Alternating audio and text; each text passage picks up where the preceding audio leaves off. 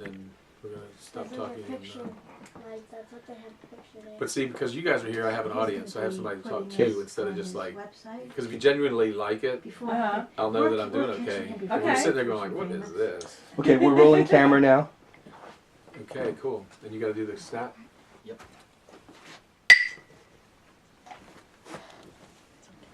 A long time ago I heard this thing, and it's 5, 6, 7, what are we fighting for? Don't ask me, I don't give a damn. Next stop is Vietnam. And it's 5, 6, 7, open up the pearly gates. Woohoo!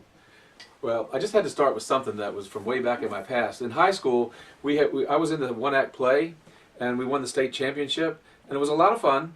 And in 1973, which is a lot of years ago, the teachers came and they said, we're going to have forensics. And I was like, what are forensics? And they said, well, we're going to have original oratory, where someone prepares a speech and then presents it. And then we're going to have extemporaneous speech, where they basically read some material out of 2 or 3 magazines, and then they're given questions. And they have to come up and speak to that subject. I didn't like either one of those choices. And so then they said, we're going to have poetry reading. And I just thought, nah, I don't like that. So I didn't really think there was anything for me. They said we were going to have debate. And that meant I had to cooperate with others. I wasn't sure I wanted to do that. But then they said they had a thing called prose reading. And I was like, I could do that. And so I came home, and I was looking through the books, especially this big, thick English book. It was an American literature book. And I'm listening, or I'm not listening, but I'm just listening. Well, I am listening, I guess, to myself. Because I'm the one that's going to put the words into the sound. I'm going to read the thing and read it out loud. And I couldn't find any stories that were just right. But finally I found a story called The Wonderful Tar Baby Story. And what had happened was Joel Chandler Harris had gone down into the South, and he was collecting these stories from, they were folk tales, but it was part of the African American history. And so the way it goes is like this. One day the little boy comes down from the big house, and he goes down to Uncle Remus's cabin.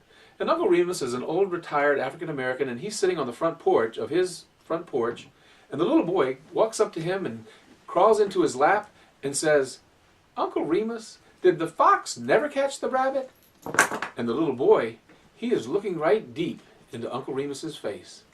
And Uncle Remus says, I claw the gracious, honey, but old man Nod was riding on me eyelids and 'twas a little more, and I disremember my own name.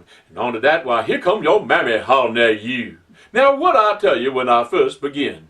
I told you Brer Rabbit was a monstrous soon creature. Leastways, that's what I laid out for to tell you. Now, don't you go making no other calculations about Brer Rabbit, 'cause in them days, Brer Rabbit was at the head of the gang.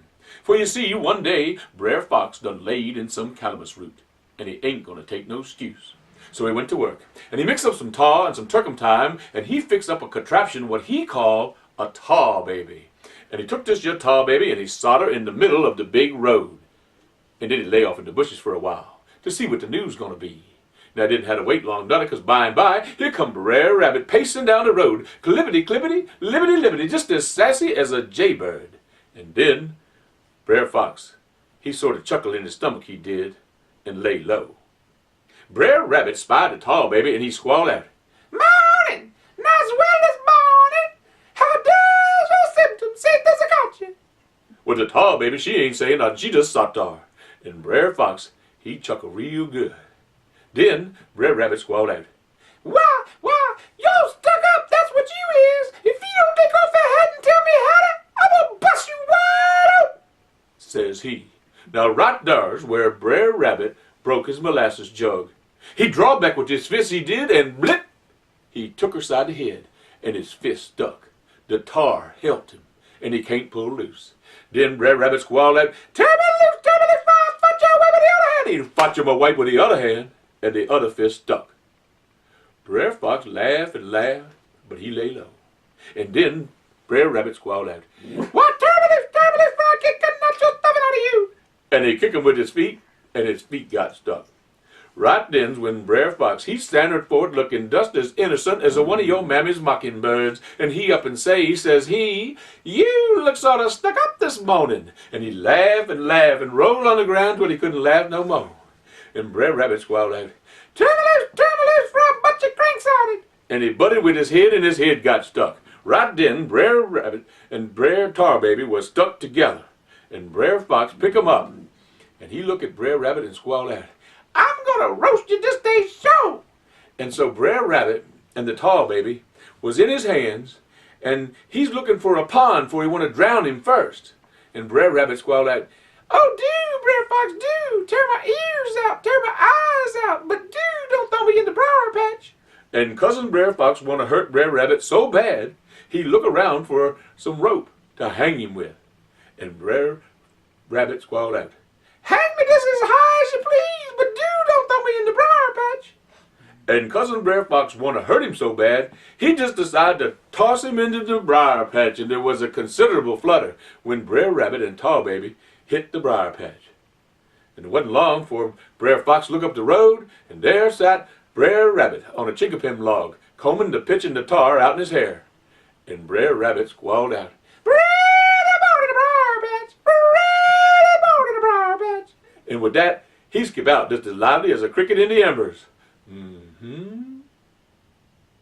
Well, that was the story that allowed me to go from my high school to the district championship, and I told it again. But this time I had my high school letter, what I won for football, and so I had that high school letter there with a needle and thread, and I was ready to sew on the very next medal I was going to get, and I won it. And so I stitched it on right there in the room when all the others was getting their awards, or not. And then I went to the regional championships, and I got to tell the same story because I always like to dance with the one that brung me. And so I just stuck with that same story, and I won, and I had my needle and thread. And I discovered that I kept wearing the same clothes. I was all the time wearing this blue jeans and this flannel shirt and a leather jacket. And I still have that little setup, but you know what? It don't fit no more because I done got old and I've gotten heavier, and it just ain't the same. But anyway, I went on down the next time to the state championships, and there was college students there. They were the judges. And there seems to be an art to the selection of what you tell, because I told that very same story, and but daggone if I didn't win again. And that time I had my needle and thread. And I know a lot of people that have won in sports. They've gotten football recognition, and they've gotten baseball recognition, and the wrestlers, all they do is lose weight and get recognition. But you know what? None of them have a state medal and for winning at the state championship. And I'm so proud of that thing, and I just want everybody to know that right then is when I got started with this whole idea of storytelling. Cut. Oh, very cool. Very